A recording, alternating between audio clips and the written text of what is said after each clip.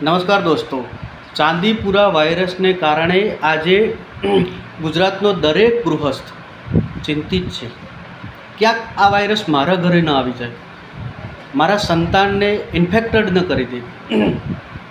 તો ચાલો આજે આપણે આ વાયરસના કારણે આવતા તાવને સમજવાનો પ્રયત્ન કરીએ છીએ. દોસ્તો, આ વાયરસના કારણે જે તાવ આવે છે તે બીજા તાવ જેવો સામાન્ય જ હોય છે, પણ 12 કલાકની અંદર જ એકદમ આ તાવ વધી જાય છે,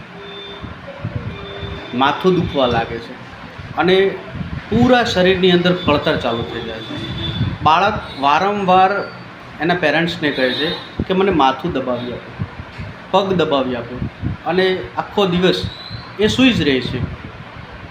બીજા દિવસે આ તાવની અંદર બાળકને પેટમાં દુખે છે, ઝાડા ચાલુ થઈ જાય છે, ઉલટી ચાલુ થઈ જાય છે અને આના કારણે એના શરીરમાં જોરદાર અશક્તિ આવી જાય છે.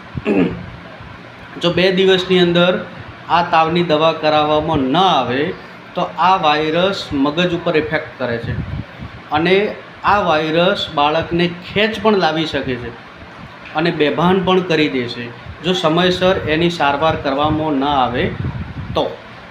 કેટલાક કેસોની અંદર આ વાયરસને કારણે લોહીની ઉલટી થવી અથવા કે શ્વાસ ચડવો, ઉધરસ ના હોય પણ એકદમ શ્વાસ ચડી જાય, આવા લક્ષણો પણ જોવા મળ્યા છે. તો આ વાયરસ મારા ઘરે ના આવે, મારી સોસાયટીમાં ના આવે તો એના માટે મારે શું કરવું જોઈએ?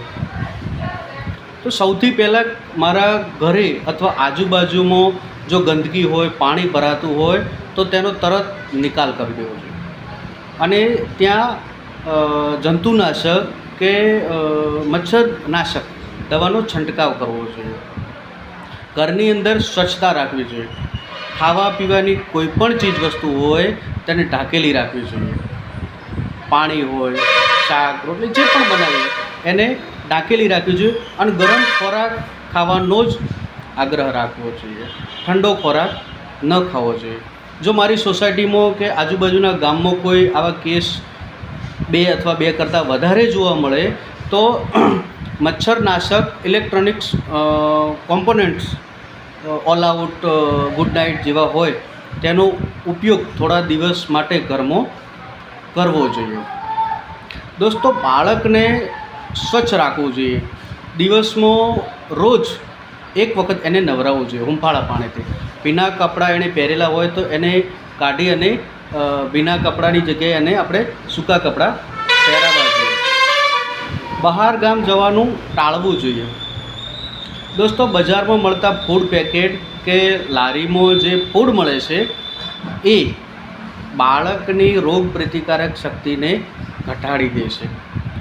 જે બાળકો આ ફૂડ પેકેટ અને લારીનો જે ખોરાક રોજ ખાય છે એવા લોકોમાં, એવા બાળકોમાં આ વાયરસ ઇન્ફેક્શન તરત લાવી દે છે. તો આપણા બાળકને આ ફૂડ પેકેટ અથવા જે લારીમાં નાસ્તો મળે છે એ ન ખવડાવવો જોઈએ. દોસ્તો, ફ્રીજમાં રાખેલી કોઈ પણ વસ્તુ હોય, કોલ્ડ ડ્રિંક્સ હોય, આઈસ્ક્રીમ હોય, દૂધ હોય, જે પણ વસ્તુ ઠંડી હોવી જોઈએ. આ દરેક વસ્તુનો ત્યાગ કરવો જોઈએ. બાળકને ન ખવડાવવું જોઈએ. એ જીદ કરે છતાં પણ ન ખવડાવવો જોઈએ. દોસ્તો, સલામતી, તકેદારી આપણે રાખીશું તો આ તાવ સામાન્ય જ છે, પણ આપણે બેદરકારી રાખીશું તો આ ગંભીર પરિણામ લાવી શકે છે. Thank you.